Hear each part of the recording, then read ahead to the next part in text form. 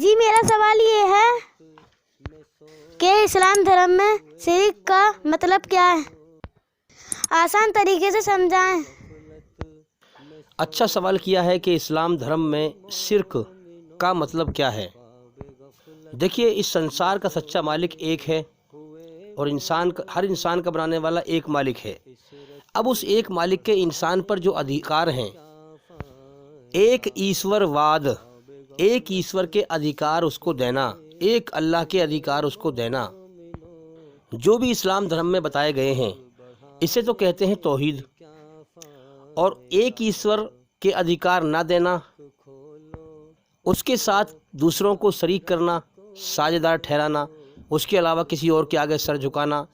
اس کے ساتھ کسی کو حصے دار بنانا، دنیا بنانے میں اور دنیا چلانے میں، منوکامنائیں پوری کرنے میں، زندگی کی ضرورت پوری کرنے میں، سکھ دکھ دور کرنے میں، مشکل کشائی میں یعنی مشکلوں کو آسان کرنے میں کسی اور کو شریک بنائے، حاجت روائی میں، حاجت یعنی ضرورتوں کو پورا کرنے میں کسی اور کو اللہ کا شریک بنائے، اللہ کے علاوہ کسی اور کے سامنے سر جھکائے، اللہ کے علاوہ اوروں کے آگے ہاتھ پھیلائے، اللہ کے ساتھ اور اللہ کی مخلوق کو، اللہ کی پیدا کی ہوئی چیزوں کو شریک کرے، حصے دار ٹھہرائے، یہ شرک ہے۔ اور شرک کرنے والے پر اللہ نے جنت کو حرام کر دیا ہے، سورگ کو حرام کر دیا ہے، وہ سورگ میں کبھی بھی نہیں جائے گا۔ اللہ کے ساتھ حصے دار، سایہ دار بنانے والے کو اللہ تعالیٰ کبھی بھی معاف نہیں کرے گا اگر وہ شرک کی حالت میں مر گیا، اگر اس نے اللہ سے معافی نہیں مانگی۔ بھائی ظاہر سی بات ہے، جب آپ اپنے باپ کو چھوڑ کر کے کسی اور کو باپ کہیں گے ہیں، اور اپنے باپ کے ساتھ کسی اور کو باپ کہہ کر اس کو بھی حصے دار بنائیں گے کہ میں صرف اس اصلی باپ سے پیدا نہیں ہوا، میں اس سے بھی پیدا ہوا ہوں، تو اس باپ کو غصہ آئے گا کہ نہیں آئے گا؟ یہ تو میں آپ کو مثال دے رہا ہوں سمجھانے کے لیے۔ اللہ تعالیٰ نے انسان کو پیدا ہی اس لیے کیا ہے، پیدا کرنے کا مقصد یہ ہے تاکہ دنیا میں جا کر اللہ ہی کی عبادت کرے، اللہ ہی کے آگے ہاتھ پھیلائے، اس کا ساجھیدار کسی کو نہ بنائے، سب اس کی پیدا کی ہوئی چیزیں ہیں سنسار کے اندر۔ اب جس مقصد سے اللہ نے پیدا کیا ہے، اس مقصد کو ہی انسان بیکار کر دے گا اس دنیا میں، اس مقصد کو ہی مار دے گا، ختم کر دے گا، اللہ کے علاوہ اوروں کے آگے ہاتھ پھیلائے گا، اللہ کے علاوہ اوروں کے آگے سر جھکائے گا، اللہ کے ادھیکار کسی اور کو دے گا، تو اللہ اس کو کبھی بھی نہیں بخشے گا۔ اور جنت کو اس کے اوپر حرام کر دیا اللہ نے، جنت میں وہ کبھی بھی نہیں جا پائے گا، نرک میں ہمیشہ رہے گا۔ اب دیکھیے، اس پوری پرتھوی پر اسلام دھرم میں قرآن مجید ہی ایک ایسی گرنتھ ہے، ایسی کتاب ہے جو پوری طرح سے برائی سے شدھ ہے، پوتر ہے، جس میں کوئی برائی کی ملاوٹ نہیں ہے۔ باقی اس کے علاوہ دنیا میں جتنی بھی کتاب ہیں ان سب میں ملاوٹ ہو چکی ہے، ان میں پوری طرح سے سچائی نہیں ہے۔ اب قرآن میں ملاوٹ کیوں نہیں ہوئی ہے؟ کیونکہ یہ آخری کتاب ہے سنسار کے سچے مالک کی، اس سے پہلے جو کتاب آئی تھی ان سب میں ملاوٹ ہو چکی ہے، اسی لیے قرآن کو بھیجا۔ اب کیونکہ آخری کتاب ہے یہ قیامت تک چلے گی سب کے لیے اللہ کی طرف سے، اور قیامت تک ہر انسان کے لیے اللہ کی بنائی ہوئی رچنا کے آدھار پر اللہ کو راضی کرنے کے لیے صحیح رہے گی۔ اسی لیے اس کی سرکشا، اس کی حفاظت کی ذمہ داری اللہ نے لیے کہ اللہ اس کی حفاظت کرے گا، اس میں کوئی انسان ملاوٹ نہ کر سکے گا۔ اب اسلام دھرم کے ماننے والے اس قرآن مجید سے کٹ کر، اس سے ہٹ کر، فرقوں میں بٹ کر شیطانی غلط راستوں پہ چل سکتے ہیں، مگر اس کتاب میں قیامت تک کوئی ملاوٹ نہ ہوگی جب تک دنیا چلتی رہے گی۔ اس قرآن مجید سے کٹ کر شیطانی راستے پر وہی انسان جائے گا جو اللہ کی کھوج میں لاپرواہی کرے گا،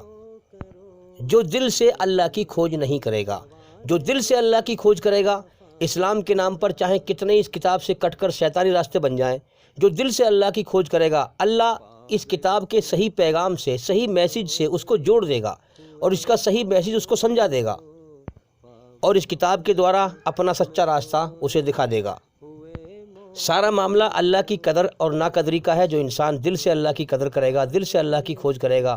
اللہ کو پانا چاہے گا، راضی کرنا چاہے گا، اللہ اس کو سچا راستہ دکھا دے گا۔ اور جو انسان اللہ کی ناقدری کرے گا، لاپرواہی کرے گا اللہ کے سمبندھ میں، اللہ کی کھوج ٹھیک سے نہیں کرے گا، اس کو شیطان بھٹکا دے گا۔ دیکھیے، یہاں پر میں ایک بات اور کہہ دوں، یہ جو لوگ کہتے ہیں نا کہ محمد صلی اللہ علیہ وسلم کا حکم، ان کا فرمان، چاہے سمجھ میں آئے یا نہ آئے، ان کا حکم کیا ہے؟ قرآن مجید کا خلاصہ کیونکہ جو संसार کے سچے مالک نے قرآن میں کہا فرمایا وہی محمد صلی اللہ علیہ وسلم نے پورا کر کے دکھایا اور پوری دنیا کے انسانوں کو بتایا کہ تمہارا پیدا کرنے والا اس طرح سے راضی ہوگا، تمہیں اس نے دنیا میں امتحان کے لیے پیدا کیا ہے تو لہٰذا اس کو راضی کرو، اور اصل زندگی موت کے بعد ہے، اس کی تیاری کرو، کیونکہ جو رچنا رچی ہوئی ایشور کی محمد صلی اللہ علیہ وسلم کے اندر تھی وہی رچنا دنیا کے ہر انسان کے اندر ہے۔ اسی رچنا کے آدھار پر اللہ کو راضی کرنے کا طریقہ قرآن مجید سکھاتا ہے، اچھائی پہ چلنے کا، برائی سے بچنے کا۔ تو یہ جو لوگ کہتے ہیں کہ محمد صلی اللہ علیہ وسلم کا فرمان یعنی ان کا حکم فرمان چاہے سمجھ میں آئے نہ آئے مان لینا ہی ایمان ہے، یہ بات اس لحاظ سے صحیح نہیں ہے کہ संसार کے سچے مالک، انسان کے سچے بنانے والے مالک نے، اللہ تعالیٰ نے اپنی کھوج کرنے کے لیے اور اپنی پہچان کرنے کے لیے ہی تو انسان کو پیدا کیا ہے، اور انسان کے اندر اپنی رچنا کو رچا ہے، اور انسان کو عقل دی ہے، سمجھ دی ہے، اسی لیے دی ہے تاکہ اس کی انسان کھوج کرے، بن دیکھے، اس کی پہچان کرے، اللہ کی دی ہوئی عقل اس کی کھوج میں لگائے اور اپنے اندر اس کی بنائی ہوئی رچنا کے آدھار پر اس کی کھوج کرے، اسی لیے تو انسان کو پیدا کیا ہے اللہ نے۔ اب انسان کو چاہیے کہ دنیا میں جتنے بھی دھرم ہیں ان دھرموں کے دوارا اور ہر پرکار سے اللہ کی کھوج کرے، جبھی تو وہ اسلام کی سچائی کو سمجھے گا۔ بھئی آپ کہیں دکان پر کوئی نیا سامان خریدنے جاتے ہیں تو آپ کئی ساری دکانوں پر چیک کرتے ہیں، سامان نقلی نہ ہو، مہنگا نہ ملے، کوئی آدمی فراڈ نہ ہو، ٹھگ نہ لے، بہت ساری چیز دیکھتے ہیں آپ۔ پھر اس کے بعد پھر چیک کر کے جب آدمی دیکھتے ہیں کہ آپ ایک دکان صحیح ہے اور اس پر جو ہے صحیح سامان بھی ہے، اصلی سامان ہے اور صحیح ریٹوں میں مل رہا ہے اور آدمی فراڈ نہیں ہے، دھوکہ دینے والا آدمی نہیں ہے، تب آپ وہاں سے سامان لیتے ہیں چیک کر کے۔ تو جب انسان ہر پرکار سے اسلام کو جو ہے چیک کرے گا اور غور کرے گا، جب انسان اللہ کی کھوج کر کے اسلام کو سمجھ کر کے سچا جانے گا، جبھی تو انسان سچا جانے گا کہ اسلام سچا دھرم ہے، کھوج کر کے چیک کر کے سچا جانے گا اور مانے گا، تو پھر اس کا زندہ ایمان بنے گا محنت کر کے، ورنہ بنا سمجھے کمزور ایمان ہوگا۔ آج ہم دیکھ رہے ہیں کہ مسلمانوں میں پیدا ہو گئے، ہمارے بڑے بوڑھے بھی نماز پڑھتے تھے، ہم بھی پڑھتے ہیں، ہمارے بڑے بوڑھے بھی رمضان رکھتے تھے، ہم بھی رکھتے ہیں۔ تو بڑے بوڑھوں کی رسم کے اعتبار سے آپ اسلام پہ چلتے رہیں اور اللہ کی ٹھیک سے کھوج نہ کریں، قرآن کو سمجھ کے نہ پڑھیں، تو بھئی یہ ایمان جو ہے نا بہت کمزور ایمان ہوتا ہے، اور اس طریقے سے اللہ تعالیٰ کی ہدایت نہیں ملتی، اللہ تعالیٰ اپنا سچا راستہ نہیں دکھاتا۔ جب تک کہ انسان اللہ کی کھوج میں تکلیف نہ اٹھائے، اللہ کی کتاب کو سمجھ کے نہ پڑھے، تو سمجھ کر اللہ کی کھوج کرے گا تو زندہ ایمان بنے گا، ورنہ بنا سمجھے کمزور ایمان ہوگا۔ وہ بات ایک الگ ہے کہ اسلام کی کھوج کرتے ہوئے 80% باتیں اسلام کی سمجھ میں آ رہی ہیں اور 20% سمجھ میں نہیں آ رہی ہیں۔ بھائی 80% باتیں سمجھ میں آ رہی ہیں کہ ماں باپ کے ساتھ اچھا برتاوا اس طریقے سے کرو، ایک ایشور کا ادھیکار اس طرح سے دو، بیوی بچوں کے ادھیکار اس طرح سے دو، اسلام میں سارے قانون بتائے گئے ہیں دنیا میں رہنے کے اور جینے کے، اور 20% بات ایسی ہیں جیسے موت کے بعد زندگی ہے، اس کے بارے میں بھی جو ہے انسان قرآن سے عقلی دلائل سے سمجھے اس کو، قبر میں جو ہے انسان کو عذاب ہوتا ہے، اس کی قبر جنت کے باغوں میں سے باغ ہے، جہنم کے گڑھوں میں سے گڑھا ہے، اب مرنے کے بعد تو ہم نہیں دیکھ رہے انسان کو۔ تو جو 20% باتیں ایسی ہیں جو نہ دکھنے والی ہیں، 80% بات سمجھ میں آ رہی ہیں اور 20% باتیں سمجھ میں نہیں آ رہی۔ تو جب انسان نے محنت کی، اللہ کے لیے کھوج کیا اور 80% باتیں اسلام کی سمجھ میں آ گئیں اور دل میں ٹھک گئیں اور مان لیں، تو انسان پھر جو 20% باتیں ہیں ان پر بھی ایمان لے آئے کہ یہ بات بھی صحیح ہوں گی۔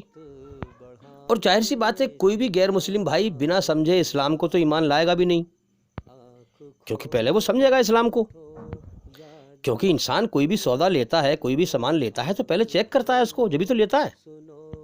اب دیکھیے کوئی بھی غیر مسلم بھائی، ہندو بھائی جب اسلام کو سمجھے گا، اس میں عقل لگائے گا، اپنے سچے مالک کو پہچانے گا کہ واقعی میں یار اس کائنات کا ایک ہی مالک ہے، 33 کروڑ خدا نہیں ہے، ایک ہی مالک ہے، ایک کے اشارے پہ یہ کائنات چل رہی ہے، اور میری رچنا میں بھی ایک مالک کو پکارنا ہے اور ایک مالک کے حکم پہ چلنا ہے۔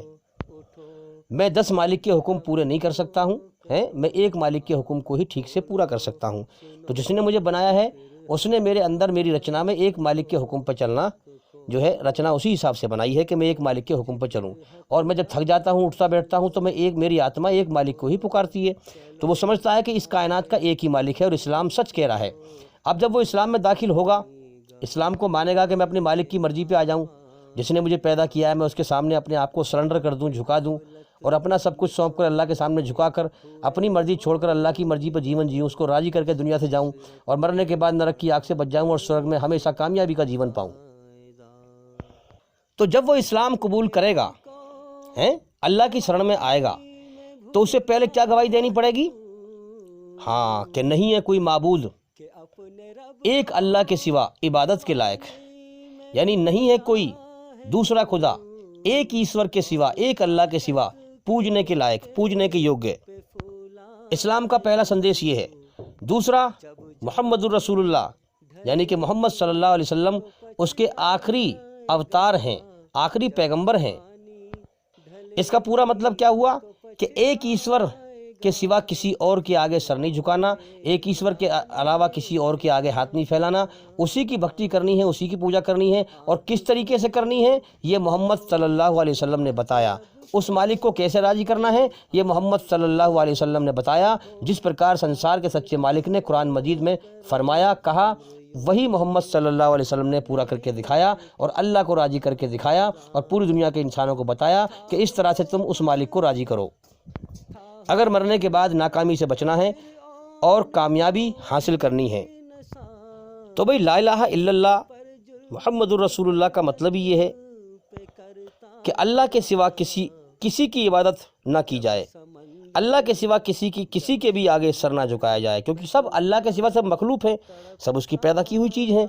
ان کی جو ہے شروعات بھی ہے اور انت بھی ہے، تو ان کے آگے سر جھکانے سے کیا فائدہ؟ اللہ کی نہ شروعات ہے نہ انت ہے۔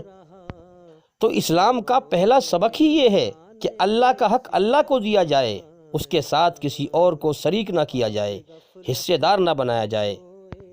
اور دوسرا کیا ہے؟ محمد الرسول اللہ صلی اللہ علیہ وسلم کے طریقے پر چل کر اپنے بنانے والے سچے مالک کو، سنسار کے سچے مالک کو اس کی بنائی ہوئی رچنا کے آدھار پر راضی کیا جائے، محمد صلی اللہ علیہ وسلم کا جیونی اپنے جیون میں اتار کر۔ مگر آج ہم دیکھ رہے ہیں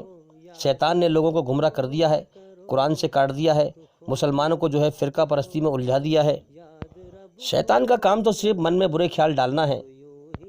انسان خود سوچ سمجھ کر جو ہے فیصلہ کرتا ہے، یا تو گمراہی اپناتا ہے یا اللہ کی ہدایت اپناتا ہے، اللہ کا سچا راستہ اپناتا ہے۔ تو آج ہم دیکھ رہے ہیں جو بدبخت لوگ جو ہیں شرک کر رہے ہیں، شرک میں ملوث ہیں، اللہ کی بات سننے کو تیار نہیں، جھگڑا کرتے ہیں، اللہ کا حق کسی اور کو دے کر اپنی جان پر ظلم کرتے ہیں، جو کہ موت کے بعد بھگتنا پڑے گا۔ تو ان بدبختوں نے شرک پھیلا کر، اور ہم دیکھ رہے ہیں قبر پوجا کر کے، زیادہ تر غیر مسلمان بھائیوں کے لیے اسلام کا راستہ بند کر دیا ہے۔ غیر مسلم اسلام میں اسی لیے نہیں آتے کہ ہم میں اور ان میں کوئی فرق نہیں ہے۔ یہ پڑی مورتی پوجتے ہیں، قبر پوجا کرتے ہیں، ہم کھڑی مورتی پوجتے ہیں۔ ہم کھڑی مورتی پہ روپٹہ چڑھاتے ہیں، یہ پڑی مورتی پہ چڑھاتے ہیں چادر۔ ہم کھڑی مورتی پر پھول چڑھاتے ہیں، یہ پڑی مورتی پر پھول چڑھاتے ہیں۔ ہم کھڑی مورتی پہ اگربتی لگاتے ہیں، یہ پڑی مورتی پہ اگربتی لگاتے ہیں۔ ہم کھڑی مورتی دھو کر پیتے ہیں تو کہتے ہیں کہ امرت سے بہتر ہے، اور یہ پڑی مورتی دھو کر پیتے ہیں تو کہتے ہیں آب زمزم سے بہتر ہے۔ صرف دیکھنے کا فرق ہے، وہاں لال رنگ ہے یہاں ہرا رنگ ہے، مگر کام وہی ہو رہا ہے سب۔ تو غیر مسلم بھائی کیا کہتے ہیں کہ ہم میں اور ان میں کیا فرق ہے، کیوں ہم اسلام کو اپنائیں؟ جو یہ کر رہے ہیں وہی ہم کر رہے ہیں۔ اور اسی لیے برابر سمجھ کے کہ بھئی ہم اور یہ برابر ہی تو ہیں، برابر سمجھ کر اس لیے ہندو کتنے جاتے ہیں بازاروں پہ۔ اچھا، ہمارے ہندو بھائی مسجد میں نماز پڑھنے نہیں آئیں گے، لیکن بازاروں پہ دبا دب جائیں گے، کیونکہ وہ شیطان کا دھوکہ ہے نا۔ برائی پہ کو بہت جلدی بھاگتا ہے انسان، اچھائی پہ کو نہیں آتا۔ جبکہ مسجد میں ایک ایشور واد، ایک ایشور کی ہی بھکتی ہوتی ہے جو نراکار ہے، جس کا کوئی روپ آکار نہیں ہے، کوئی مورتی نہیں ہوتی، کچھ نہیں ہوتا۔ تو ہمارے ہندو بھائی یہی تو کہتے ہیں کہ بھئی ان میں اور ہم میں کیا فرق ہے۔ یہ لگاتے ہیں نعرہ جو ہے حیدر علی، اور ہم لگاتے ہیں جے بجرنگ بلی۔ تو وہی گھوما پھرا کے ایک ہی چیز ہے، وہ کہتے ہیں ایک ہی چیز ہے۔ میرے بھائیوں، اسلام نے پوری دنیا میں سچا سندیش دیا، ایک ایشور واد ٹھیک سے بتایا، ایک اللہ کی عبادت کرنا ٹھیک سے بتایا، توحید کا راستہ قرآن مجید نے دکھایا اور محمد صلی اللہ علیہ وسلم نے بتایا۔ آج جو لوگ مسلمان کہلاتے ہیں اور قرآن کی سچی اور صحیح شکشا سے ہٹے ہوئے ہیں اور اپنی منمانی کا انہوں نے دین بنا رکھا ہے، دھرم بنا رکھا ہے اور فرقوں میں بٹے ہوئے ہیں، متوں میں بٹے ہوئے ہیں، وہ اپنی ہی جان پر ظلم کر رہے ہیں۔ ایک اللہ کے ادھیکار کاٹ کر مرنے کے بعد سزا پائیں گے، مرنے کے بعد کوئی کسی کا ذمہ دار نہیں ہوگا، جس نے جو کیا ہے اسے بھرنا پڑے گا۔ اسی لیے قرآن مجید نے اور محمد صلی اللہ علیہ وسلم نے فرمایا کہ مومن ایماندار انسان وہی ہے جو اپنے سچے مالک کو پہچان کر، اس ایک کو پہچان کر اور ایک کے ادھیکار دے اور اس کے حکم پر چل کر اسے راضی کر کے مر کے دنیا سے جائے۔ اور بے ایمان انسان قرآن مجید نے اس کو بتایا جو اللہ کے ادھیکار اللہ کے ساتھ دوسروں کو شریک کرے، اللہ کے ادھیکار، سنسار کے سچے مالک کے ادھیکار اس کو نہ دے۔ اب بھائی لوگ دنیا میں کیوں کر رہے ہیں ایسا؟ کیونکہ اللہ تعالیٰ امتحان لے رہا ہے، اللہ نے فری ول دیا ہے ہر انسان کو، جیون کا سمے دیا ہے۔ اب تو اللہ کا احسان مان یا ناشکری کر، دونوں راستے کھلے ہوئے ہیں، یا تو اس کی قدر کر یا نا قدری کر۔ ہر انسان کو پتا ہے میرا ایک ہی مالک ہے، سب جانتے ہیں اس چیز کو۔ اب جان بوجھ کر انسان جو ہے اس کے ساتھ شریک کرے تو پھر اپنی جان پر ظلم کر رہا ہے نا۔ جب تک زندہ ہے اپنا اللہ کی نعمت کھاتا پیتا رہے، جس دن مرے گا اس دن نرک کی آگ میں جائے گا۔ تو بے ایمان کی پہچان، جھوٹے مکار بے ایمان کی پہچان کیا ہے کہ اللہ کے ساتھ شریک کرے گا، اللہ کے ادھیکار اوروں کو دے گا، اللہ کی پیدا کی ہوئی چیزوں کو دے گا، منمانی کرے گا، جھگڑا کرے گا، فساد کرے گا، ہر دھرمی اپنائے گا۔ اللہ نے پیدا ہی اس لیے کیا کہ ایک طرف تو یہ دنیا ہے اور دنیا کا ساز و سامان ہے، اور ایک طرف ہوں میں دنیا کا اکیلا بنانے والا۔ اب اے انسان تیرا ٹیسٹ ہے، تیرا امتحان ہے، تجھے تیرے جیون کی شروعات دنیا میں نے کرائی ہے، سب کچھ میرا ہے۔ اب تیرا ٹیسٹ یہ ہے کہ تو دنیا اور دنیا کی چیزوں کو پسند کرتا ہے یا مجھ دنیا بنانے والے کو پسند کرتا ہے۔ حالانکہ دنیا اور شیطان تیرے دشمن ہیں، تجھے جو شانتی ملے گی وہ اللہ کی شرح میں ملے گی، اللہ کی پناہ میں ملے گی۔ تو انسان کو چاہیے کہ اللہ کی دی ہوئی عقل کا صحیح استعمال کر کے اس دنیا اور شیطان کے دھوکے کو پہچانے کہ یہ میری دشمن ہے، اور اسے پہچان کر اور دنیا اور شیطان کے دھوکے سے گھبرا کر اللہ کی پناہ میں کی طرف کو بھاگ، اللہ کی شرح کی طرف کو بھاگ، وفروا الی اللہ، دوڑ اللہ کی طرف اس سے پہلے کہ تیری موت آ جائے۔ تجھے دنیا میں سکون نہیں ملے گا، چاہے تو کتنی مال دولت کچھ بھی حاصل کر لے، ہاں تو دنیا میں جیون کا سمے لے کے آیا ہے اور وہ سمے ختم ہونا ہے، تجھے مرنا ہے، تجھے اس دنیا سے جانا ہے۔ تو لہٰذا تیری سمجھداری اسی میں ہے کہ تو دنیا کی دوڑ مت لگا، موہ مایا کی دوڑ مت لگا، شیطان کے راستے پر نہ چل، اس دنیا اور شیطان کی طرف سے گھبرا کر اپنے سچے مالک کی پناہ میں دوڑ، اللہ کی طرف دوڑ، اس کی شرح میں تجھے شانتی ملے گی۔ اسی لیے کہا کہ جو انسان اللہ کو پہچان لیتا ہے اور اللہ کے لیے کوشش اور محنت کرتا ہے، جیون کا سمے اللہ کے لیے لگاتا ہے، وہ جان جاتا ہے کہ میں دنیا میں جیون کا سمے لے کے آیا ہوں، یہ ختم ہونے کی طرف جا رہا ہے، لہٰذا میں مال دولت کے دھوکے میں نہ لگوں۔ جو میری قسمت میں لکھا ہے اللہ تعالیٰ مجھے دے گا روزی، جو قسمت میں لکھا ہے نہ اس سے کم ملے گا نہ زیادہ ملے گا، لہٰذا اللہ پالنے والا ہے، اللہ کے لیے میں کوشش کروں، اللہ کے لیے دوڑ لگاؤں۔ تو اور جو انسان دنیا سے منہ پھیر کر رخ پھیر کر اللہ کی طرف رخ کرے، اللہ کو پسند کرے، دنیا کو ناپسند کرے اور دل اللہ کو دے دے، یہ ہے ایمان والا جو موت سے پہلے پہلے اللہ کو راضی کر لے۔ اب یہ جو مر کے جائے گا، اس کی آتما، اس کی روح کو فرشتے بڑے آسانی سے نکالیں گے، اس کو کوئی تکلیف نہ ہوگی۔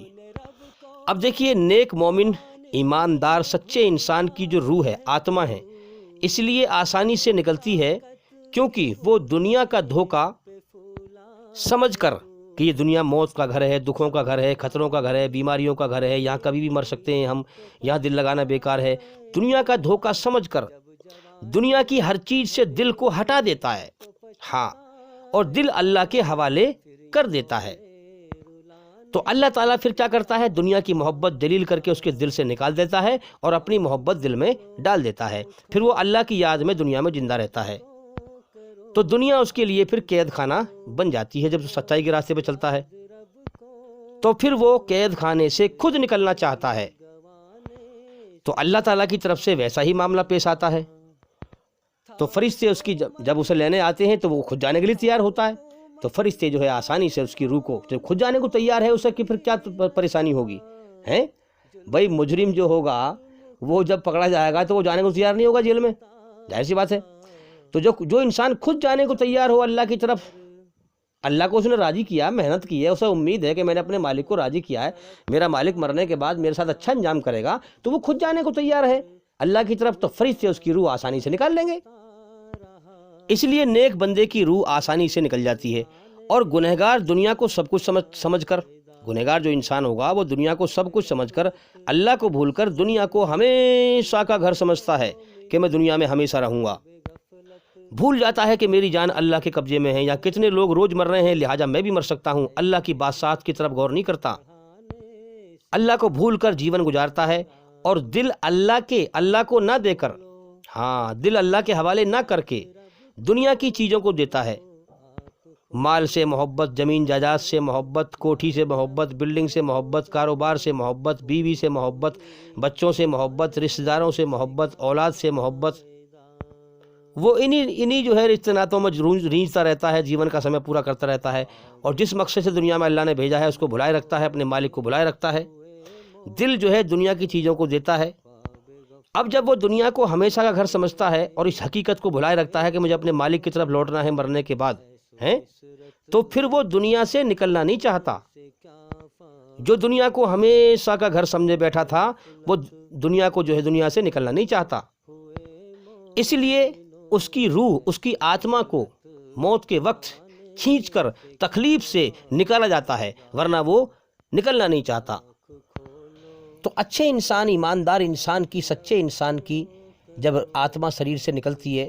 تو اس کی مثال یوں دی ہے جیسے کوئی مسکیجہ یعنی پانی کی بالٹی ہو، اس میں کوئی تنکا ہو، اور پانی کو جب نیچے کو نکالنا چاہو گے تو وہ تنکا اپنے آپ آنا چاہے گا، پانی کے ساتھ بہہ کر نیچے کو آ جائے گا اپنے آپ۔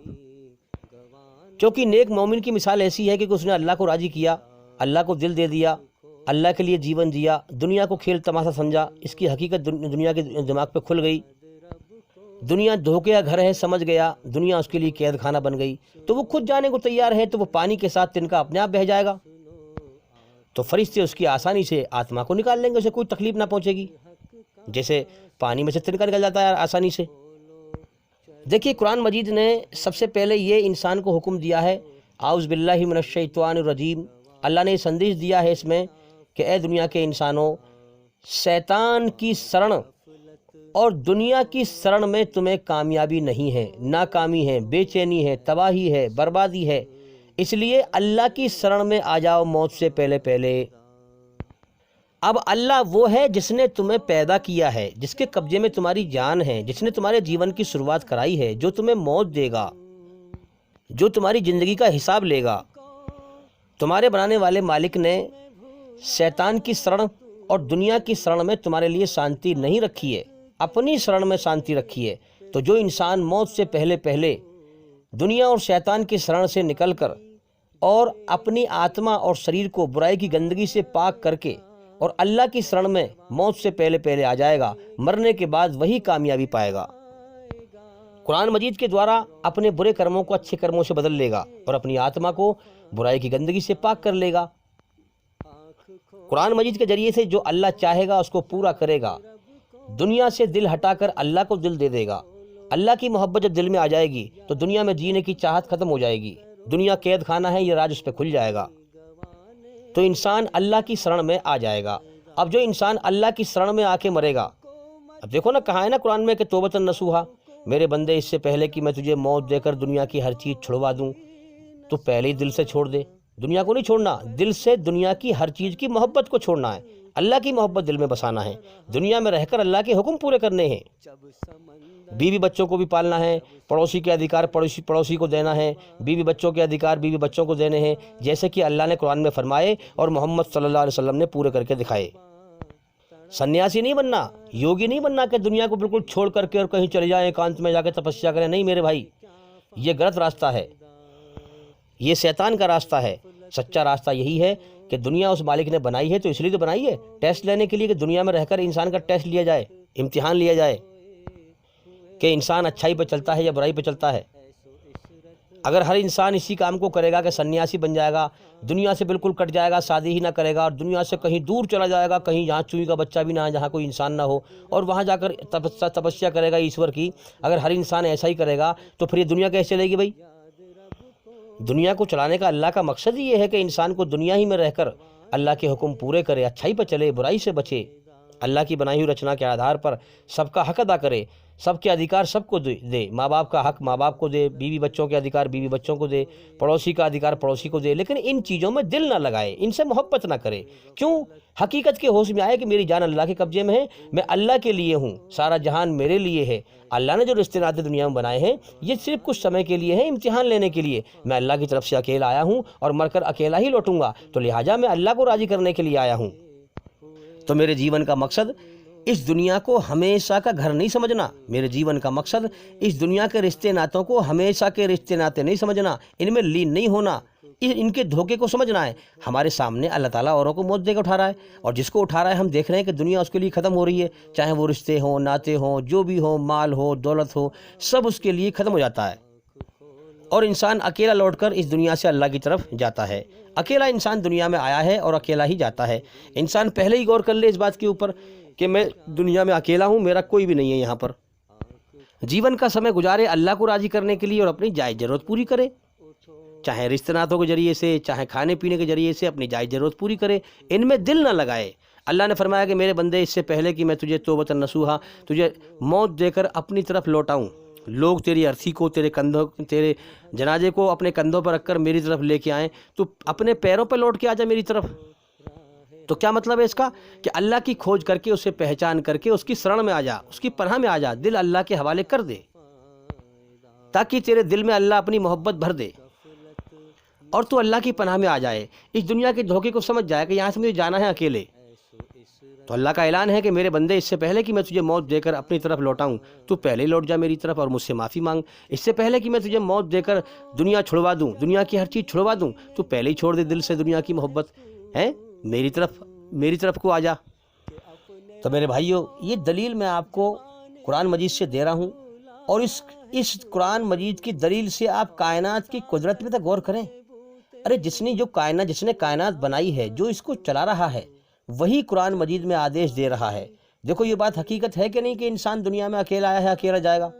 اور جب مرے گا تو دنیا کی ہر چیز کو چھوڑے گا۔ وہی مالک کہتا ہے اس بات کو، میرے بندے، اس سے پہلے کہ میں تجھے، اے میرے پیدا کیے ہوئے انسان، اس سے پہلے کہ میں تجھے موت دے کر تجھ سے دنیا کی ہر چیز چھڑوا دوں، تو پہلے ہی دنیا کی محبت چھوڑ دے اور میری محبت دل میں بسا۔ میں نے تجھے اپنے لیے پیدا کیا ہے، لہٰذا دنیا سے میری پناہ میں آ کر میرا بن کر آ، پھر میں تجھے اس نقلی دنیا کے نقلی جیون کے بدلے میں اپنا انعام جنت میں، ہمیشہ سورگ میں، ہمیشہ کامیابی کا جیون دوں گا۔ ایسا جیون ہوگا جس میں کبھی موت نہ آئے گی، ایسی جوانی ہوگی جس میں بڑھاپا نہ آئے گا، ایسے سکھ ہوں گے جس میں دکھ نہ آئیں گے، ایسی صحت اور تندرستی ہوگی، ایسی شریر میں جوانی کی طاقت ہوگی جو طاقت کبھی نہ گھٹے گی، ایسی صحت ہوگی جس کو بیماری نہ کھائے گی۔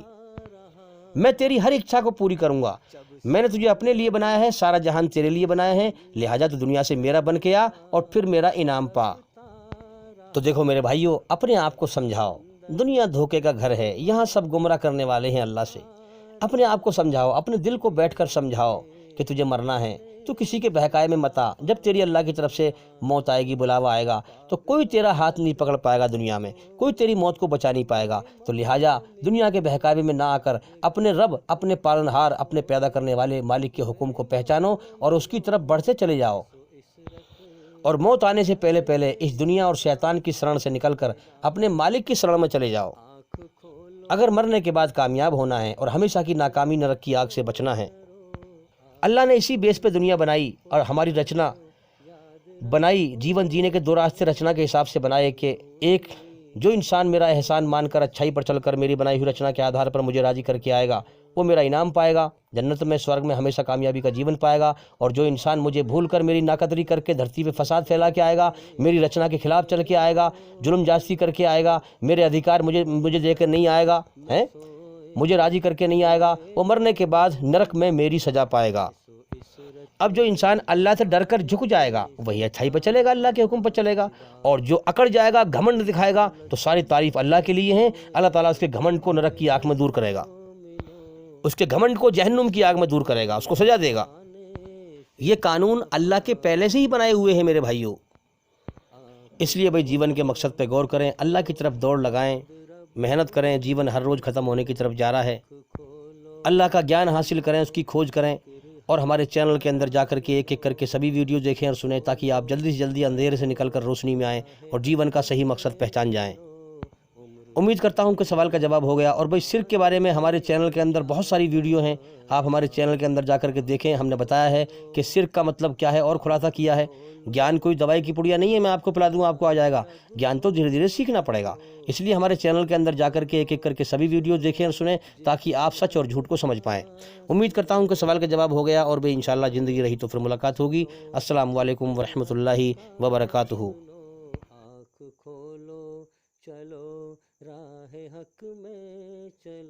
اللہ کے آگے صاف دل سے توبہ کرو، امید ہے کہ وہ تمہارے گناہ تم سے دور کر دے گا اور تم کو جنتوں میں جن کے نیچے نہریں بہ رہی ہیں داخل کرے گا۔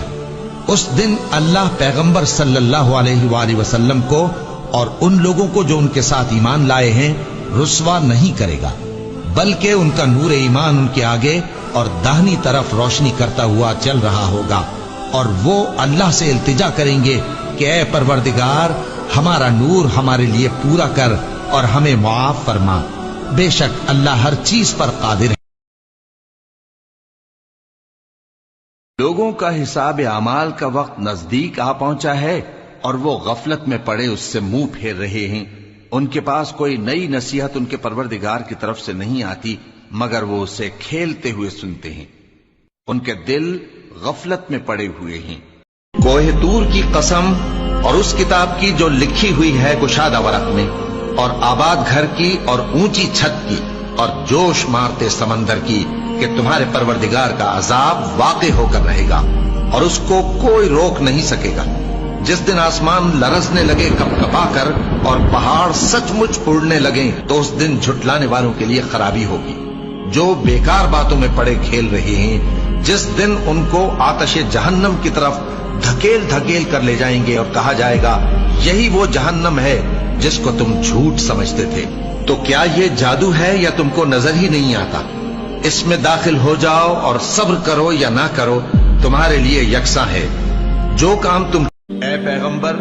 میری طرف سے لوگوں کو کہہ دو کہ اے میرے بندو، جنہوں نے اپنی جانوں پر زیادتی کی ہے اللہ کی رحمت سے نا امید نہ ہونا، اللہ تو سب گناہوں کو بخش دیتا ہے، بے شک وہی تو ہے بڑا بخشنے والا بڑا مہربان۔ اور اس سے پہلے کہ تم پر عذاب آ واقع ہو اپنے پروردگار کی طرف رجوع کرو اور اس کے فرما بردار ہو جاؤ، ورنہ بعد میں تم کو مدد نہیں ملے گی۔ اور اس سے پہلے کہ تم پر ناگہاں عذاب آ جائے اور تم کو خبر بھی نہ ہو اس نہایت اچھی کتاب کی جو تمہارے پروردگار کی طرف سے تمہاری جانب نازل ہوئی ہے پیروی کرو۔ ایسا نہ ہو کہ اس وقت کوئی شخص کہنے لگے کہ ہائے اس کوتاہی پر افسوس ہے جو میں نے اللہ کا حق ماننے میں کی اور میں تو ہنسی ہی کرتا رہا، یا یہ کہنے لگے کہ اگر اللہ مجھ کو ہدایت دیتا تو میں بھی پرہیزگاروں میں ہوتا، یا جب عذاب دیکھ لے تو کہنے لگے کہ اگر مجھے پھر ایک دفعہ دنیا میں جانا ہو تو میں نیکوکاروں میں ہو جاؤں۔ ارشاد ہوگا کیوں نہیں، میری آیتیں تیرے پاس پہنچ گئی تھی مگر تو نے ان کو جھٹلایا اور شیخی میں آ گیا اور تو کافر بن گیا۔ اور اے مخاطب، جن لوگوں نے اللہ پر جھوٹ بولا تم قیامت کے دن دیکھو گے کہ ان کے چہرے سیاہ ہو رہے ہوں گے، کیا تکبر کرنے والوں کا ٹھکانہ دوزخ میں نہیں ہے؟ بس وہ ہمارا صبر آزماتا ہے۔ اگر کبھی ایسا لگے کہ تم تھک چکے ہو اور دعا مانگنا بھی مشکل لگے تو اپنے رب کے سامنے صرف ہاتھ پھیلا لیا کرو۔ تمہارے پھیلے ہاتھ اس بات کا ثبوت ہیں کہ تم رب کائنات کے محتاج ہو، اور میرا رب تو خاموشیوں کو بھی سن لیتا ہے۔